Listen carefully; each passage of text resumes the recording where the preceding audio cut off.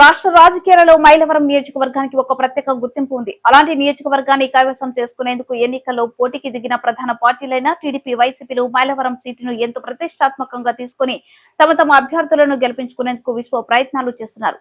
అలాంటి తరుణంలో ప్రధాన రాజకీయ పార్టీలకు ధీటుగా బీసీవై పార్టీ తరపున ఉవ్వెత్తున ఎగిసిన కెరటంలా కొండపల్లి మున్సిపల్ కౌన్సిలర్ బీసీ సామాజిక వర్గానికి చెందిన ముప్పసాని భూలక్ష్మి అనూహ్యంగా ఎమ్మెల్యే అభ్యర్థిగా నామినేషన్ దాఖలు చేసి యావత్ మైలవరం నియోజకవర్గ ప్రజానికానికి తన వైపు చూసేలా చేశారు. నియోజకవర్గ ప్రజలందరికీ నమస్కారం. భారత చైతన్య యువజన పార్టీ బీసీవై అధ్యక్షులు వారు బోడే రామచంద్ర యాదవ్ గారికి నా నమస్కారాలు. మైలవరం నియోజకవర్గ ఎమ్మెల్యేగా నన్ను ప్రకటించారు. ఆ నేపథ్యంలో ఈరోజు నామినేషన్ వేయడం జరిగింది. ఈ భారత చైతన్య యువజన పార్టీ ఆ పార్టీ సింబల్ కూడా చెరుకు రైతు గుర్తు. మీ అమూల్యమైన ఓటును వేసి నన్ను గెలిపిస్తారని కోరుకుంటున్నా. ఈ ప్రజలు అందరూ కూడా నాకు ఓటు వేసి గెలిపించాలని కోరుకుంటున్నాను.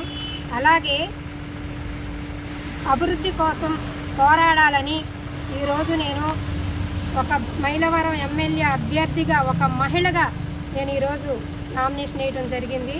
అభివృద్ధి ఇన్నాళ్ళు 70 సంవత్సరాలు అవుతుందండి మన పార్టీలు పెట్టి. ఈ రెండు పార్టీల్లో కూడా అభివృద్ధి అనేది ఏ గ్రామంలోనైనా సమస్య లేకుండా చేసిన వాళ్ళు ఉన్నారా? తాగునీరు సమస్య అలాగే ఉంది, డ్రైనేజీ సమస్య అలాగే ఉంది, సాగునీరు సమస్య అలాగే ఉంది, గ్యాస్ మీద సమస్య అలాగే ఉంది. ఈ సమస్యలన్నిటి మీద పోరాడటం కోసం నేను ఈరోజు ఒక మహిళగా పోటీ చేశాను. ఆ పోటీకి కూడా నేను గట్టిగా నిలబడతానని కూడా మీ అందరికీ చెప్తున్నాను. ఈరోజు చూసుకున్నట్లయితే నా కొండపల్లికి కృష్ణానదికి ఎంత దూరం ఉందండి? ఫెర్రీకి కృష్ణానదికి ఎంత దూరం ఉందండి? మాకు కృష్ణానది, నా ఇంటికి నుంచి కృష్ణానది దగ్గరికి వెళ్ళడానికి 20 అడుగుల్లో వెళ్ళిపోతాం. అలాంటి ఏరియాలో కూడా త్రాగునీరు సమస్య ఎంత ఉందంటే అంత ఇబ్బందులు పడుతున్నారు. తాగునీరు సమస్య తీర్చే నాదుడు లేక ఈరోజు ప్రజలందరూ కూడా గట్టిగా పనిచేసే వ్యక్తి ఎవరు వస్తారు? లోకల్గా పోటీ చేసినటువంటి నాయకులు ఎవరున్నారు?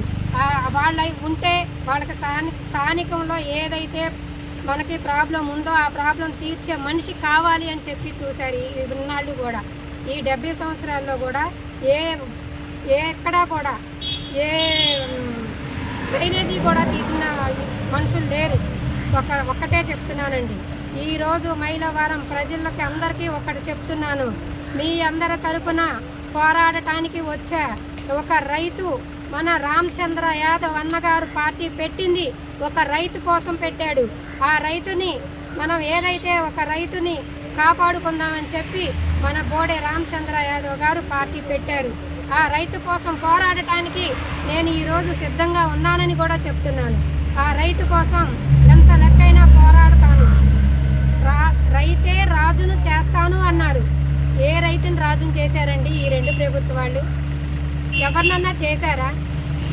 ఏ రైతుని రాజును చేసినా ఎవరన్నా ఉన్నారా చెప్పండి? ఇప్పుడుకొచ్చి ఎంత ఇప్పుడు 70 సంవత్సరాల నుంచి 42 సంవత్సరాలు నియోజకవర్గాలు ఏర్పడితే